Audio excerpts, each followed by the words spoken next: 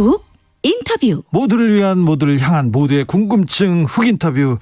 경기도를 탈환하라. 경기도 선거에 나서는 국민의힘 예비 후보들 경쟁 뜨겁습니다.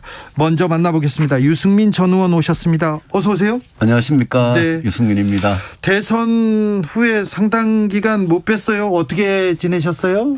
예, 뭐 대선 후보 경선에 떨어져도 네. 도와준 분들이 많이 계시니까 한 분 한 분 찾아뵙고 너무 감사했다고 감사 인사 드리고, 또 뭐 떨어진 사람은 말이 없으니까 대외적으로는 좀 조용하게 지내다가 대선이 치열하게 이제 시작되면서 윤석열 후보 국민의힘 후보니까 지지 선언하고 유세도 도와주고 그렇게 지냈습니다. 네. 그런데 뭐 은퇴를 고민했다 이런 얘기도 들었는데 고민이 깊었습니까? 예, 고민 깊었죠. 두 번의 대선에서 좌절을 겪고 고민 깊었는데요. 대선 직후부터 경기도지사 출마하라고, 네. 거기 어렵다고, 제 같은 사람 할 일이 많다고 그렇게 많은 분들이 권유를 정말 하셔서 진지하게 고민을 했고, 네. 예, 그래서 은퇴 접고 이제 일을 해야겠다. 그래서 출마하게 됐습니다. 네. 유승민 하면 대구의 자랑, 대구의 희망 이런 얘기 많이 들었는데 경기도라니요. 대구에서 서운하다고 하겠는데요. 대구의 자랑은 경기도 오면 안 됩니까? 저는 어떻게 보면 어려운 데를 찾아왔습니다. 네. 그래서 제가 무슨 쉬운 곳을 찾아서 그렇게 간 게 아니기 때문에 네. 이해해 주셨으면 좋겠고, 제보고 자꾸 연고가 없다 그러는데 제가 뭐 정치를 하면서 오랫동안 하면서 경기도 북쪽 끝에서 서쪽 끝에서 동쪽 끝까지 남쪽 끝까지 안 가본 데 없고요. 경기도에 대해서 많이 알고 있고 출마 선언하기 전부터. 그리고 저는 연고가 없다는, 연고라는 게 지연 학연 혈연인데 네. 연고가 없다는 게 오히려 저는 장점이라고 생각합니다. 경기도가 도정을 정말 깨끗하고 바르게 해야 될 그런 과제를 지금 떠안고 있지 않습니까? 네. 경기도 하면 자꾸 무슨 뭐 대장동 생각나고 법인카드 생각나고 이러면 안 되지 않습니까? 그거는 경기도민의 자존심과 관련된 문제이기 때문에 저는 정말 이번에는 깨끗하고 바르게 할 그런 도지사가 필요한 그런 경기도라고 생각하고 도전합니다. 경기도는 뭐 대한민국의 핵심이라고 볼 수도 있고요. 그리고 작은 대한민국이라고도 볼 수 있습니다. 크고 또 경제도. 예. 경제 이것도 뭐 넓고. 예. 그래서 아주 이거 여기는 좀 실력 있는, 능력 있는 사람이 와야 된다. 경기도 사람들이 그렇게 생각하고 보고 있거든요. 예. 그래서 뭐 유승민을 부르기도 한 겁니다. 예. 그런데 여기 견제가 만만치 않습니다. 우선 당내 견제가 만만치 않습니다. 예. 당선인의 입, 그러니까 인수위에서 대변인을 하던 김은혜 의원이 갑자기 출마 선언했어요. 예. 어떤 느낌인가요? 뭐 인수위 업무에 차질이 생길까 봐 솔직히 걱정이고. 네. 근데 김은혜 의원 출마하신 거는 환영합니다. 저는 이번에 국민의힘이 누가 후보가 되더라도 6월 1일 본선이 굉장히 어려운 선거이기 때문에 우리 당 안의 경선을 정말 뜨겁고 치열하게 치르는 거 저는 뭐 찬성이고. 네. 그런 점에서 김은혜 의원 도전 환영합니다. 그래요? 예. 친윤이 모여서 유승민 떨어뜨리려고 하는 거 아니냐 이런 생각도 있어요. 저는 윤심은 없다. 윤석열 당선인 마음은 그렇지 않을 거다라고 저는 뭐 확신을 하고요. 예. 저하고 뭐 이야기를 할 때도 뭐 저한테 네. 처음에 대선 기간 중에는 선배님 꼭 도와달라. 그래서 제가 지지선언하고 도와드렸고 예. 끝나고 고맙다고 전화하셨고 제가 또 출마 선언하고 전화 드려서 제가 출마하게 됐다. 그렇게 아주 뭐 잘하겠다. 꼭 예. 이기겠다. 이런 말씀드리니까 응원한다 그러셨기 때문에 네. 윤석열 당선인의 마음은 아닌데 소위 주변에서 윤핵관이라는 분들이 정말 이렇게 줄 세우기나 뭐 이런 거를 강요하고 그런다면 그런 부분은 조금 자중하시는 게 좋겠다. 오히려 당선인한테 누가 될 수도 있겠다. 네. 그런 생각이 듭니다. 네. 또 다른 도전자가 있습니다. 강용석 변호사. 박근혜 꿈을 이루겠다 이렇게 얘기하던데. 그분에 대해서 뭐 우리 국민의힘 오늘 복당이 안 돼가지고. 네. 그래서 제가 뭐 특별히 드릴 말씀은 없습니다. 근데 이게 윤심, 박심 또 민주당에서는 명심 이러면서 이제 누구의 마음을 자꾸 이렇게 파는 거 네. 그거보다는 뭐 제일 중요한 거는 경기도민들 민심이니까 예. 뭐 저는 뭐 유승민이니까 저는 유심이죠, 유심. 네. 예. 그런데 자기가 정치하는 사람은 정말 중심을 잡고 확신을 가지고 도민들께 진정성을 가지고 직접 호소를 드려야지 네. 뭐 누구의 이렇게 마음을 팔아서 등에 업고 그렇게 정치하는 거는 도민들께서 조금 자존심이 상하는 문제라고 생각합니다. 그렇죠. 본인의 능력과 그렇죠. 실력으로 승부해야죠. 예. 네, 맞습니다. 유심히 보겠습니다. 네. 예, 4631님께서 대구 동구 주민입니다. 유승민 의원님 화이팅 하세요. 아유, 이렇게 감사합니다. 하는데 제가 총선 때 대구 취재 많이 갔는데 유승민 의원이 그 동네에서는 또 아이돌입니다.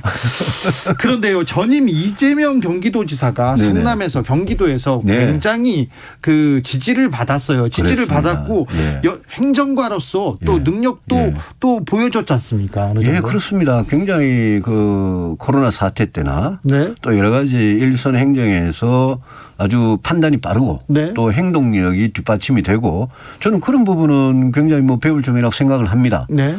다만 이재명 지사께서 지사 시절에 했던 정책 중에는 제가 도지사가 되면 그거는 또 좀 고쳐야 될 점이 굉장히 많다. 네. 특히 주택 문제, 예. 교통 문제 이런 거 해결 못한 거 예. 일자리도 민간 기업이 만드는 좋은 일자리 많이 만들어야 되는데 네. 그러지 못했던 거 또 복지하면서 너무 재정을 생각 안 하고 복지를 무원칙하게 했던 그런 부분들은 저는 뭐 개선해 나갈 생각입니다. 네. 3282님께서 유승민 의원님 윤석열 정권 이루시느라고 수고하셨습니다. 경제 전문가로서 경기도를 희망의 지역으로 저는 지금 경기 북부 파주에 살고 있습니다. 예. 경기 북부 너무 낙후되어 있습니다. 자, 유승민이 꼭 그렇게 하겠습니다. 고맙습니다. 네, 유승민이 경기도에 가면 어떤 예. 게 달라집니까? 일단 경기도가 깨끗하고 바르게 모든 네. 일을 하겠습니다. 네. 그리고 저는 그동안 제가 이 경기도가 정말 다양하고 개방적이고 전국에서 모인 사람들이 사는 거기 때문에 네. 정말 대한민국 그 자체입니다. 예. 제가 우리나라의 미래에 대해서 고민해 왔던 많은 정책들을 정말 또 그리고 깨끗한 개혁보수 정치를 경기도에서 저는 꼭 꿈을 펴보고 싶습니다. 경기도민들께서 정말 도지사 잘 뽑아서 경기도가 살기 좋은 최고의 경기도가 됐다. 이런 말을 들을 수 있도록 네. 제가 꼭 잘하겠습니다. 3984님께서 유승민 의원은 경제총리로 가셔야 되는 거 아닌가요? 아쉽습니다. 이런 의견도 연락이 있습니다. 없었습니다. 아, 그래요? 좋은 카드인데 인수위에서 연락 안 왔습니까? 안 왔습니다. 네. 당선인의 그 활동 그리고 네. 인수위의 방향은 어떻다고 보십니까? 저는 좀 조심스럽긴 한데 당선인 시절에 또 정권 초반에 네. 이 국민들의 지지를 얻는 게 제일 중요합니다. 네. 그래야 새 정부가 일을 할 수 있습니다. 그렇죠. 특히 지금 민주당 쪽에서 이제 야당이 될 쪽에서 네. 180석이라는 거대한 의석을 2년 동안은 지금 갖고 있는 거기 때문에 법률이든 예산이든 뭐든지 국민 지지가 뒷받침돼야 되는데 솔직히 당선인 지지도가 지금보다 좀 올라가야 됩니다. 네. 그런 점에서 당선인과 인수위가 국민들께서 제일 새 정부에 바라는 분야들이 있지 않습니까? 그렇죠. 주로 민생하고 관련된 것들입니다. 그렇죠. 경제 집값 민생이죠. 잡아달라. 네. 세금 문제 무슨 이 일자리 문제 여러 가지 많습니다. 그런 부분에 좀 집중적으로 이제 새로운 대안을 해법을 제시하면 네. 저는 민심이 분명히 새 정부한테 올 거라고 생각하고 지금 아직도 인수위가 진행 중이잖아요. 예. 그러니까 뭐 여러 가지 총리 인사부터 시작해서 인사가 쭉 발표가 되고 있고 또 이제 5월 초가 되면 당선인께서 직접 나서서 새 정부의 국정 방향에 대해서 발표를 할 거거든요. 네. 인수위를 마무리하면서. 네. 그때 한번 봐주시면 네. 저는 그때쯤이면 좀 상당히 국민 지지를 받을 수 있는 그런 새로운 개혁 방안들이 좀 나왔으면 좋겠다. 네. 그런 기대를 가지고 있죠. 아무튼 지금 기대가 가장 큰 시기인데 인수위면. 그렇습니다. 근데 지금 뭐 들어서자마자 MB 사면 그리고 집무실 이전으로 너무 많은 에너지를 써버리지 않았나 이런 예. 생각도 좀 합니다. 그 일리가 있는 지적이고요. 그런 부분들은 저는 인수위가 좀 상당히 유연하게 네. 받아들일 건 받아들이고 해서 방향을 수정해 나가다 보면 네. 저는 정상적인 궤도로 올라갈 수 있을 거라고 기대합니다. 한덕수 총리 후보자는 또 어떻게 생각하세요? 저 경제, 산업, 통상 또 심지어 외교까지 김대중 노무현 정권에서부터 굉장히 요직을 네. 많이 하셨던 분이고 국정 전반에 대해서 아마 아주 해박한 그런 지식과 지혜가 있을 거라고 기대를 합니다. 저는 잘된 인사라고 봤는데 이제 검증 과정에 들어가다 보니까 이런저런 이야기들이 나오는데 네. 본인이 아마 잘 해명을 국민들한테 하셔야 될 부분이라고 생각하고 예.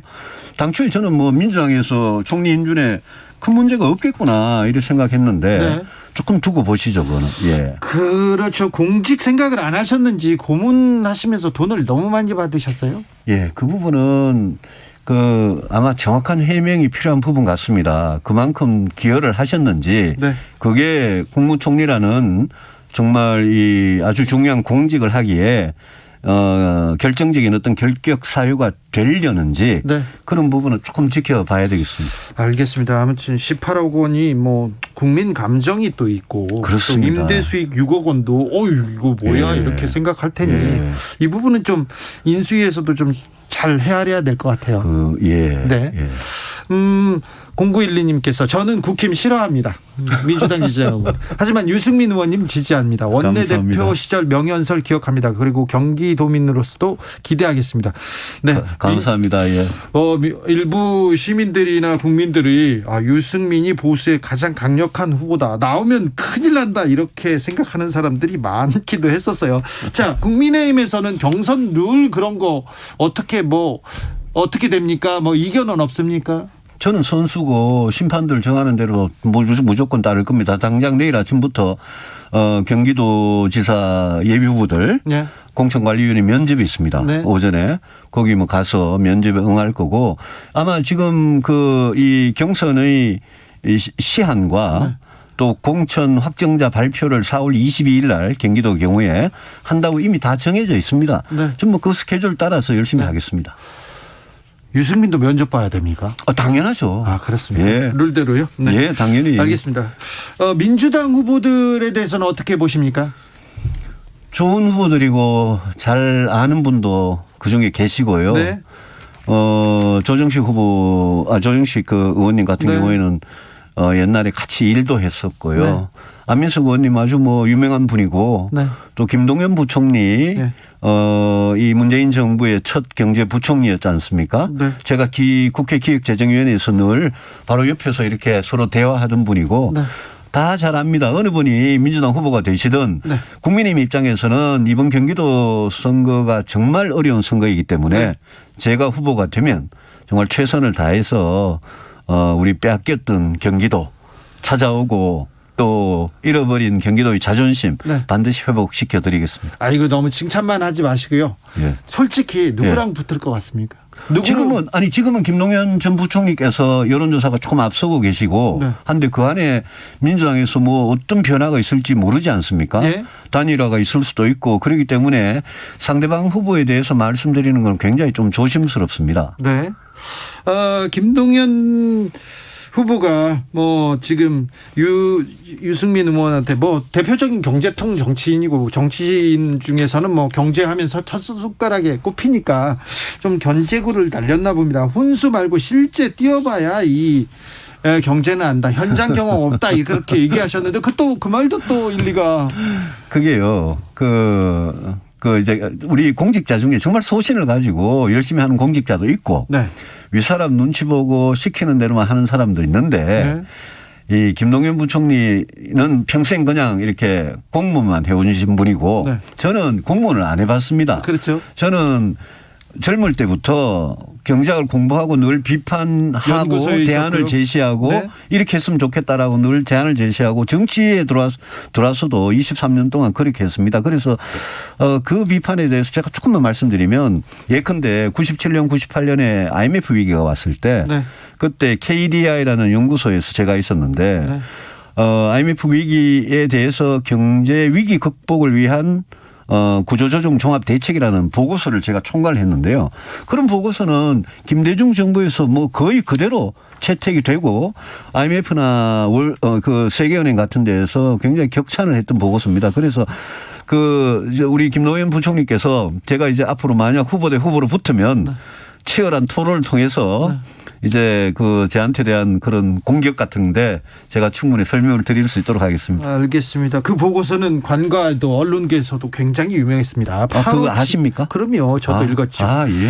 8576님, 저도 진보지만 유승민 같은 분은 좋아하는데 안타깝습니다. 이번에도 윤핵감 땜씨 얘기한 무슨 소리세요? 유승민의 경쟁력 만만치 않을 거리요. 지켜보시죠. 어떻게 되는지. 제가 그런 걱정이 기우였다는 거를 증명해 보이겠습니다. 네, 지금까지 경기도지사 예비후보 유승민 전 의원이었습니다. 감사합니다. 감사합니다. 교통정보센터 다녀오겠습니다. 이승미 씨.